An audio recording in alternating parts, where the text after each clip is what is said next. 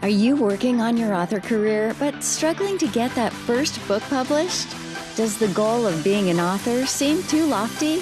Or thoughts of having multiple books and making a full-time living are as fantastical as living in Cinderella's castle? Welcome to Discovered Wordsmiths, a podcast where aspiring authors can be heard. Join Stephen Schneider as he finds and talks to authors you may not know, but authors that have gotten their foot on the author career path. Hear what they've done to get there and where they want to go now. Settle back. It's time for a bit of inspiration and advice. Come listen to today's Discovered Wordsmith.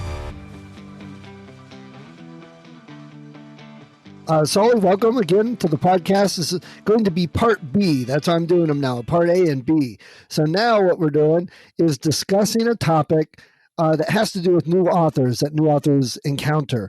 And since you said, well, I just published a book and had to go through setting up the entity and the taxes, things and various things that affected that as a new business, as a new author, as a new book.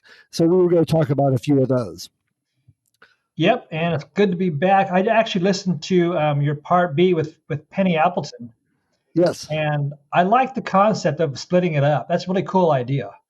It was actually more her idea, though I had been kind of looking for something to do different. So I loved it. And I'm glad she threw that out there. And now it kind of hits two different markets. So part A is like for readers and part B is for writers. So I can go after both. Well, exactly. And if you were able to like follow up every year or two with a few authors, you could kind of follow along with that strategy that they talked about versus what actually happened.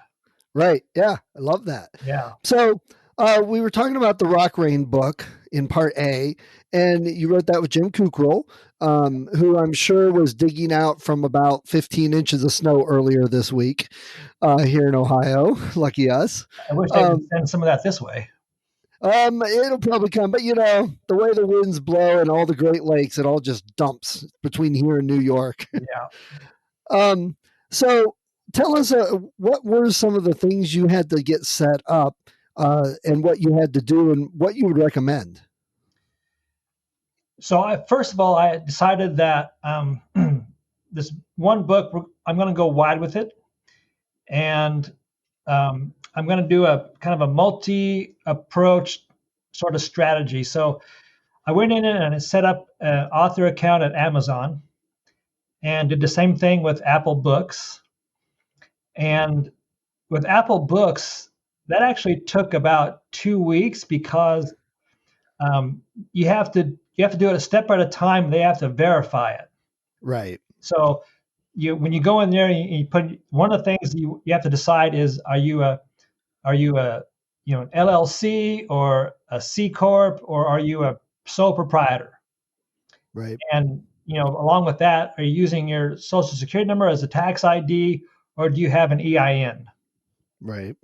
So I thought about that for a while, and then also with Amazon or Apple, you have to decide if you're going to use an ISBN that you buy, or just go with Apple's ASIN they assign you.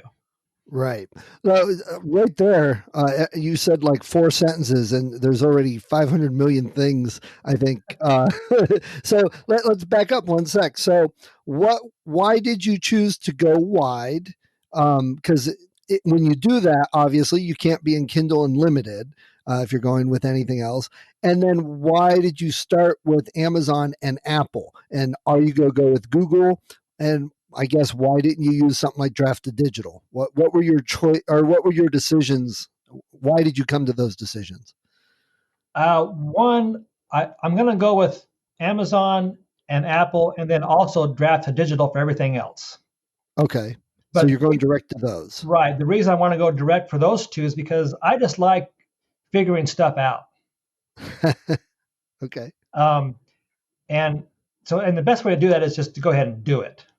Right. I agree. I like to do the same thing. Right. Maybe sometimes it'd be better to not do it, but I also feel that in the future, let's say I've got 50 books out. Let's say they're selling really well.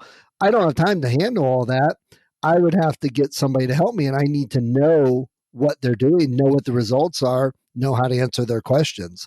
So that's a definite benefit with knowing how to do it. Yeah, exactly. And I think by doing those steps manually up front, you have a better idea of how an aggregator like D2D does it, and you have a better idea of how to. I mean, more information is just better as far as marketing your book, using the platforms to their full, capability, that sort of thing. Yeah. Yeah. Um, Now, only one of the other do it. one of the other things when I was looking into it was Apple at the time was really difficult to get books into. It was next to impossible. Now it's a lot easier for a PC guy. But Google also was difficult to get into, but now you can get into it easier going directly. But some of these also, you had to go direct if you wanted to do marketing. That's not always true either. Draft to Digital has some connections into the marketing now too. Yep, and those things will continue to change and evolve. Oh yeah. Google started out pretty user unfriendly, from my understand, but now they've kind of stepped up their game, and I guess it's much easier. I haven't got to that point yet, but one step at a time. But yeah, all these things will eventually get easier, whether you do it one at a time or through an aggregator. They'll eventually kind of line up in the same process. Now I'm interested from your experience. Each of these, whether it's Draft to Digital, Google, Apple, Amazon, and you submit a file, they each take different file formats and they will each accept or reject your file from different criteria. And I know everybody talks about Vellum on Apple. Did you use that, or did you do anything specific to get your format for your file? One, I will never use Vellum because I don't want to learn another system. I use And yet you want to go to all the places online directly. You're contradicting yourself there, man. the different systems for writing my book. I use Microsoft Word. I won't use Vellum for that, and I don't see any reason to use Vellum for one specific task. That to me is not worth the cost or the time to learn how to use it. So I'll use Okay. Draft to Digital to create the epub or Mobi file. And then I just had a conversation recently with Mark Leslie the Fave, and I downloaded from his recommendation. I downloaded an app called Sigil, which lets you modify the epub file itself. Okay. Is that Sigil? Correct. Yeah. Okay. Yep. And Oh, Sigil ebook, multi-platform ebook book editor. I'm looking at it. Cool. right. Yeah. So actually, it lets you see the code of the entire file. So you don't want to just start hacking away. You actually want to know what you're looking for. And so I only made very minor changes, but it was something that couldn't be done in Draft to Digital currently, Okay. which is why I asked him that question in the first place. So that was a pretty easy fix, although it did take me about an hour to download the file, install it on my computer, bring up the EPUB file, and then figure out where I had to go to make the changes. That was actually, I enjoyed that process, but it was simple to do once you figured it out. Okay. So you can modify, you can tailor your EPUB file by doing something like that, and then reload it to whatever platform you're going for. Okay. So you you basically use that to do it all. That's cool. I haven't even heard of that one, so I'm going to check it out. Yeah, I think in theory you could create the whole file that way, but it's easier to have Vellum or D2D create the original file, and then if you want to modify it, you can do that with the separate Sigil software. Got it. Yeah. Okay. And I think that's because I've used Judo, Jutoh on the PC, and that seems to have done a pretty good job of getting the file modified without much input from me to Right. put into all the different places. Yep. And again, I kind of enjoy the low level tech challenge of figuring those systems out. Uploading to Amazon would be different than uploading to Apple, and then for my strategy, D2D will handle everything else, all the libraries, the foreign distributors, whatever else is out there. Got it. Okay. Yeah. So that was the plan there. And then Apple had a second part. Once they verify your tax ID, then you go in and you actually fill out, the tax information so they can appropriately, deduct, from whatever sales you get. Right. So you got, I kept my business address as separate than my mailing address. What did you choose? Did you do LLC or something else? To start with, again, as a trial/learning period, I'm just going sole proprietor with this first book. Got it. Okay. As I get more books on the backlist, that'll transition to probably an LLC. Okay. Yeah. Got it. Just because, if you want to start making a long-term sort of business income from your writing, you want it to be a business entity. Got it. Yep. You're going to have tax write-offs, you're going to have expenses, and you don't have to do it that way. But if you want to get the most, out of it with the least amount of onerous taxes, then you have to do a business entity. Right. Yes. So that's the curve. So I like to try it, learn it, and then, take it to the next step when I'm ready. Okay. Got it. So you set up and you submitted to Apple and Amazon right now, and you're planning some others later. I've set up the accounts. I haven't actually loaded the file and put it up for sale yet. I'm still in the second half of the final editing and revision stage. Okay, I'm hoping to have that up by Christmas time. Hopefully. You'll probably get it up, and that's when something will go down. I mean, you hear those horror stories. People are like, I just got my book up and nothing's showing. Yeah, very likely. Now, are you guys doing anything with print, or are you just going ebook stuff right now? We're just starting with ebook, and we're just going to see, how it goes and what takes shape. Print and other formats, take more time and money. So we want to make sure, that'll be worth it in the end, I guess. I've already had a few requests for a sequel, so it's looking positive. We'll see. Well, good. I mean, you're talking about a sequel, looking at it? I wrote it with a trilogy in mind. So there'll be pieces of the story that will let a book 2 and 3 be written. There's little Easter eggs or references to that. But it's still a standalone story, so it'll be fine on its own. And again, if it does well and Jim and I want to do another one, we'll go that way. Got it. Okay.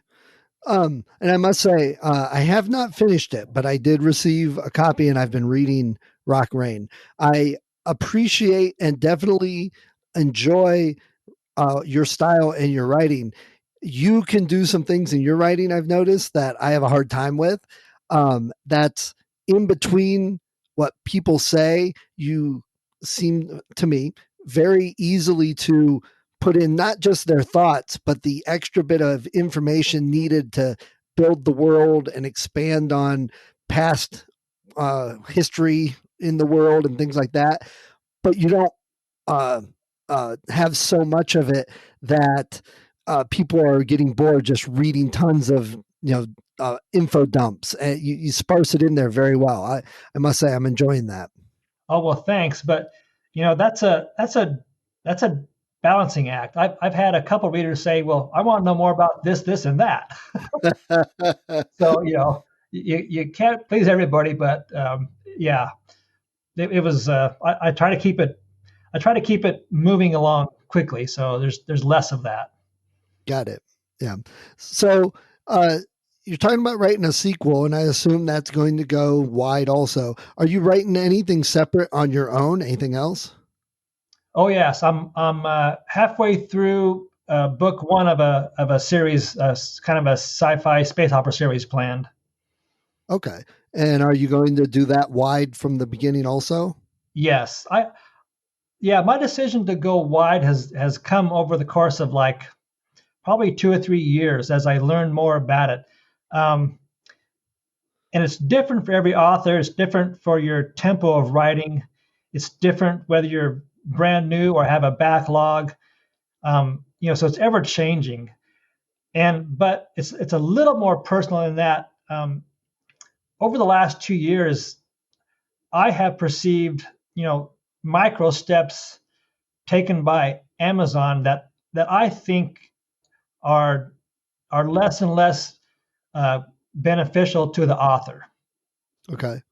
Um, and this recent debacle with their audiobook return, pretty much highlights that they're all for their customer, and they sometimes just do all that stuff at the expense of the author. Right. And you know, I'm not really, I don't hate Amazon, but I think I don't want to rely solely on them and their random decisions. Got it. And, that's a valid, I know there's two different camps or even more than that, and people say different things. I know a lot of people will go up on Amazon to start with for KU, and then once that starts to dwindle, they go wide. But I mean, a lot of the authors I talk to are just starting out. So I don't have a lot of personal talking to and discussions with people on how it's affected them. So that would definitely be a great topic to talk to you about in a year, see how things are going. Yeah, and I will probably do, um, the book I'm writing, the first in series, probably KU, just to see what the experience is.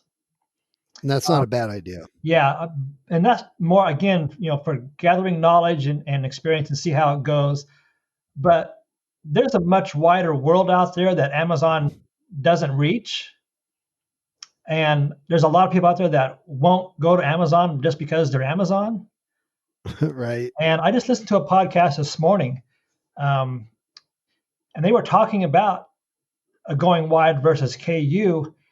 And it really kind of depends on your long-term strategy in some ways. If you want to build a wider audience with more platforms and more different editions of your book, so print, ebook, large print, audiobook, um, Hardcover. there's a lot more out there than just Amazon. Right. So why not go wide from the beginning and start building that reputation, that platform, and your reader audience, rather than staying exclusive to one basket of eggs. Right. But then there's the counter argument that more people go to Amazon looking to buy books. So if you're there under Kindle Unlimited, you have more exposure, so your chances of selling more. That's just the two arguments I've heard on both sides, and I've done both myself. I've got some nonfiction books that originally were just on Amazon, were in Kindle Unlimited. Totally wrong choice because the category wasn't something that anybody read in Kindle Unlimited. So that didn't help me any. And since I've gone wide with them, they've been selling okay. I don't advertise them anymore. I don't really push them at all, but I still sell several a week in the books, and a lot of them wide. I've sold tons in Australia. So I don't know why. And it's not all through Amazon. I use Publish Drive. I've got StreetLib. I'm just trying them all out. Those are like my test books, I guess. Right. Yeah. And I have seen sales in just about every platform without doing a pushing on them. So the next thing is to start like Barnes and Noble. I've made a couple sales, but I know I could do some marketing on Barnes and Noble. But then, like you said, you start getting all your time tied up in managing 10 books in 20 different locations with 5 different marketing things going on. Yeah. It's like, okay, well, now it's 4:00. I have to make supper and I haven't written a word all day. So there's definitely that balance going on. Yeah, and that changes, for an author over time, their first book versus their 10th book. That entire strategy and how you manage your time is way different between the two. So it can evolve. There's nothing that says you have to stay with one or the other forever. You can go back and Right. forth. You can mix and match. And like I hear all the time, it's per book. Just because you went Kindle Unlimited with one book or book series doesn't mean you have to do it for the next one. You can change that. Right, exactly. And the same concept with, going traditionally published versus going indie published. The the the prevailing wisdom now is, well, if you want to do both, then go ahead and do both. But again, it's per book too. Right. And that's changed from, I mean, I haven't even pursued traditionally, but that seems to be changing too. That it before, we'll never hire you or never buy your book because you printed something independently. Now it's not as big a deal as from what I'm seeing. I mean, Jay is going traditional and he's got a ton of books. Right. Indie. Yeah. Jay and Zach and JD just had a really good discussion on that on their Writers Inc. podcast. Yeah. And it's funny because this pandemic kind of pushed the traditional publishers into the e-market, probably sooner than they really wanted to or thought they could. Yeah. And it's gonna be fun to watch them completely transform themselves to stay afloat. They got a merger going on right now, so that's a good indication of the times. Yeah, that's a whole nother topic. The Simon Schuster random penguin thing going on. Yeah. Whatever. Yeah, but like a lot of people said, they're like, well, that doesn't affect me regardless. And that's true. If you're independent, that does, what you were talking about going wide. And that's the best thing about what we're doing is if you're on top of it and you're flexible and you can pay attention, things don't have to affect you. And like you were saying about going with this platform or another, there's been a lot of push for selling things directly from your website and controlling every aspect. And I know BookFunnel is now offering the ability to sell things direct, and there's multiple other services out there. So I know I was talking to somebody else, and sorry, I don't remember who, that they're like, I'm going to put everything on Amazon, and then I'm going to go wide, and then I'm going to start putting all my books on my website. I'm like, well, the problem is you're training everybody to go to Amazon first. Exactly. And then all those Amazon people are going to go, well, wait a second. Now I can only get your book if I go to Google. I don't want to go to Google. You don't want to do that. And then they're all like, well, why should I go to your website? I'll just wait for you to put it on Google where I've always gotten it. And when you'll have, so that's a part of that decision also. If you want to sell from your website, how is it going to be affected if you go elsewhere? Exactly. And you have to train yourself to think long term to make those kind of decisions. Right. And it's fine if you want to go all in one or all wide, but don't expect, it all to change overnight if you want to change your mind. Right. Because you're right. You do train your readers if you point them in one direction to start with, because people like habits. Yes. And I know people on KU, they won't go elsewhere. So Right. if you put book one on KU, but then make book two wide, they'll never read it, etc. And I know the other thing that I looked at and I considered was, okay, I put some stuff on Kindle Unlimited and Amazon, then I went wide with it. And it's like, oh, am I go? No, I had sales wide. I had sales elsewhere. And the great thing about doing that wide or even selling on your home website is you don't have that 30-day drop off. Everyone talks about, oh, my book sold for 30 days and then it died. Now I don't have anything. Got to get the next book out. Well, like I said, I've had books on wide everywhere and they sell a couple a week. Again, they're not popular category of nonfiction and I do no marketing.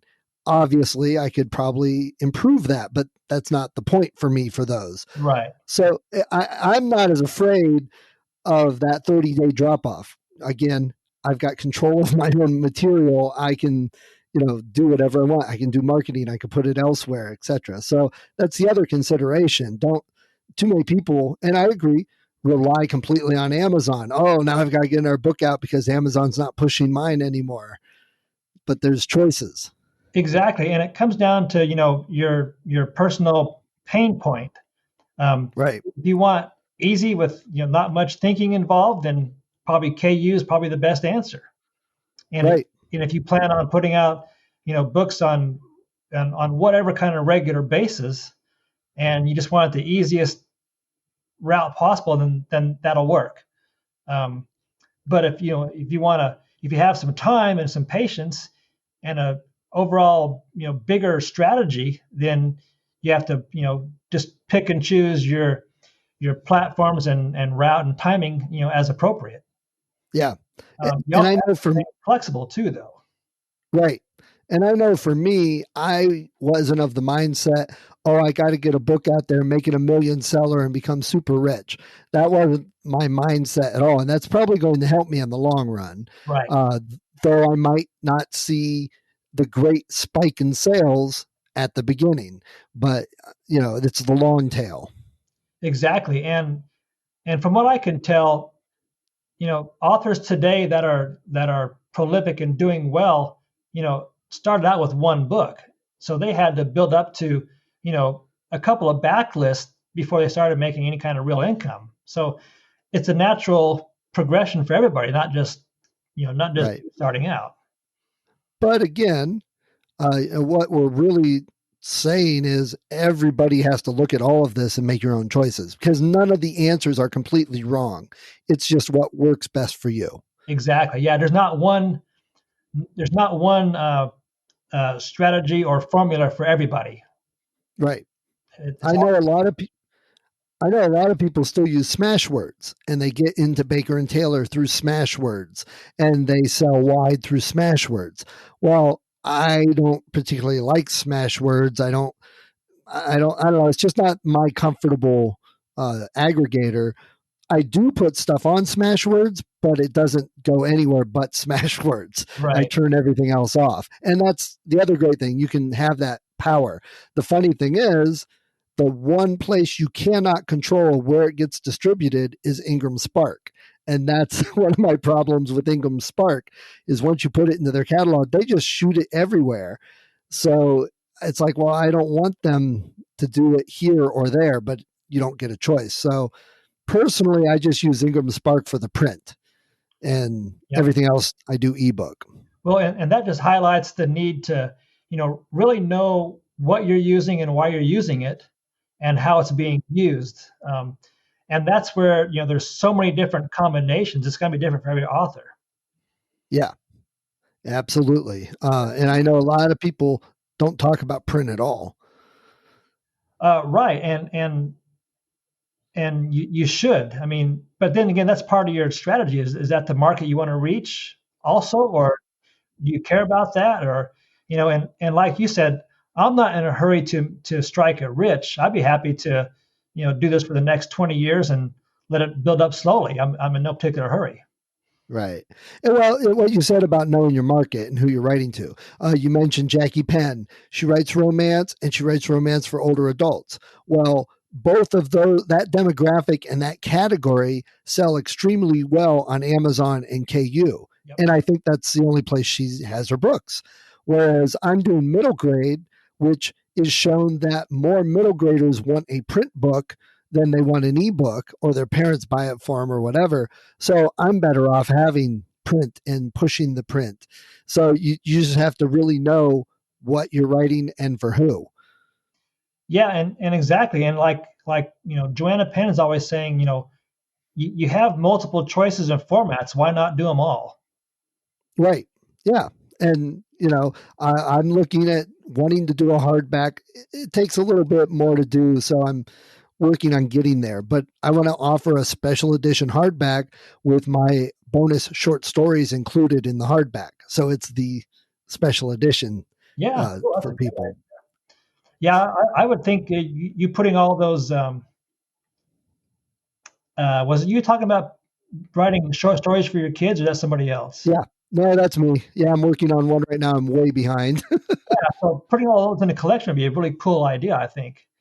Yeah, well, the only problem is they're turning into full-length novels now. Last year's was almost 40,000 words. I mean, the first year was only 7,000. Right. And this year I'm still working on it. So I think what I'm really going to do with that series is go back and take the first 2 or 3 stories and expand them, which I think they can do easily, and release them as a series of books. Yeah, nice. So, Yeah, yeah. that's a great idea. I think there was one more thing we were going to discuss. I forget what it was. Let me pull up your mail. Let's see. Wide versus exclusive, getting accounts set up, business entity, and an EPUB formatting trick.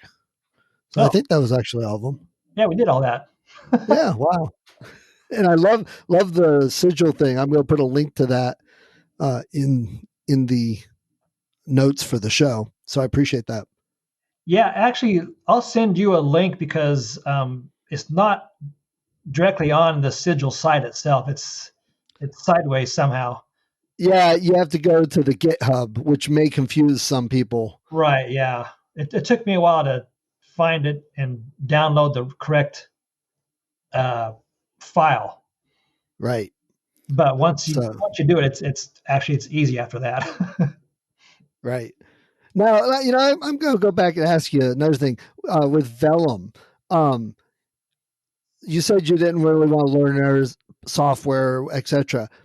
But Vellum, you can write in Word and then import that into Vellum, correct?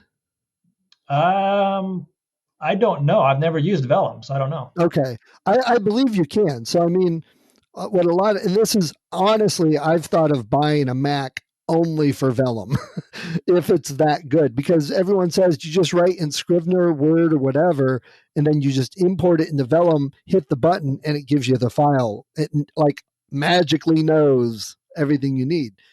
So, I'd love to test that out. Maybe I'll find somebody to talk to about that. Yeah, not a bad idea. And the reason I won't bother is because the D2D feature to put my Word doc into a file is free, and Right. it's super easy. So why would I bother something else? Right. That's very true. And again, we have the options and we work for ourselves and control it. We can do whichever works best for us. Right, and that's why I wanted to mention a little bit earlier is that there are now lots of options out there, and each option is similar but a little bit different. So it can, whatever one works best for you is what you want to go with. Yeah. And, sometimes it takes a little bit of work to try them out, though. Just like you said, with setting up the Apple account, the Google account, the Barnes and Noble account, Draft to Digital, and et cetera, et cetera. Yeah, and that's never going to go away, that little bit of effort, unless you simply hire it, to somebody else. Right. But that's a good thing because you want to know what you're doing and where your products are going and how it's being used. You don't want to just throw it up there, willy-nilly style and hope it Right. does something. You can't leave it to that. Well, there are people that, they just want to write. They don't care about the tech. So, I mean, that is viable for some people, but then they spend the extra money having to hire somebody and having to trust that person too. But again, it's your business. If that works for you, who knows? Maybe they get an extra 2 hours of writing done each day that I'm losing by checking all these different sites. Well, exactly, and it's definitely a trade-off. You have to know your strengths and weaknesses. Like, for example, I'm not a website builder, so I hired some help to do that. Right. Could I build a website? Yeah. Would it suck? Probably. Right. But it's easier to just hire somebody to get a good one the first time around. Well, that's true. That's something I'm with, because I mean, I do web stuff. I'm a computer guy. I have a hosting server. So I set up WordPress. I got the Divi plugin for theme and all that. Right. And I've put all the elements in, and I look at it, I'm like, okay, it's usable, but I totally understand I could hire somebody to do it better. But I'm kind of also getting to the point where I've got to start getting more stuff out, and it's got to start paying for itself after several years of courses and books and online this and conferences and materials and etc. So we got to start working our way out of the hole, getting some profit that pays for everything else. So there's that balance too. Yeah, and the guy I hired Nate Holfelder to help me with the website, and part of the agreement is that he's going to show me how to manage it, not just build it for me. So That's good. I'll be able to update it, make changes, remove old content, add new content, that sort of thing. 'Cause I don't want to just a static thing that never changes. It's got to be, Oh yeah. kept updated, and it's going to be more efficient for me just to know how to do it rather than to, get in his queue and have him do it, in his busy schedule. So up front, Right. build the the frame, and then I can show me how to do the rest of it, and I can maintain it myself. That's kind of the goal. And that's the smart way to do it. Hire somebody to do the overall layout and design, and then create templates, and then you can just keep adding pages using the templates Right. and the content. Yeah, that's a smart way to do it. Yeah. All right. Well, hey, Go ahead. anything else there? I was just gonna say, anything else, sir? No, I think we covered a lot of stuff in a short period of time. Yeah. Well, yeah. About a half hour. That's good. Okay, well, Sully, I appreciate you taking some time to come back on for part B and discussing everything about setting up entities and your choices for doing so. Yeah, well, thanks for having me back, and I hope this helps some folks out there. Yeah, I hope so. And I hope Rock Rain does well for you and Jim. As soon as the pandemic's over and he's, not compromised, I told him we got to sit down and have a cup of coffee. Yeah, coffee, couple beers, and Yeah. Jim and I like a couple tequilas on occasion. So, Yeah. Well, hey, if you come back into town sometime, shoot me a line and maybe we can meet up. Just say hey. I think that's an excellent idea. As soon as we can all travel and fly in comfort, and Yeah. the world is normal again, if that's even possible. I don't know. More normal. Yeah. You don't want to come right now. Where I live, Portage County, we just got upgraded to level 4 purple, which is like the worst level. We can't get any worse. And so, Really? yeah, Wow. don't come around us right now. Well, I'll tell you what, send me some of that snow because we have none right now over here. Well, I could send it, but I'm not sure how it would arrive. Fair enough. All right. Thank you, sir. You have a great day. All right, you too, man. Have a good one. You too. Bye. Thank you for listening to Discovered Wordsmiths. Come back next week and listen to another author discuss the road they've traveled, and maybe, sometime in the near future, it might be you.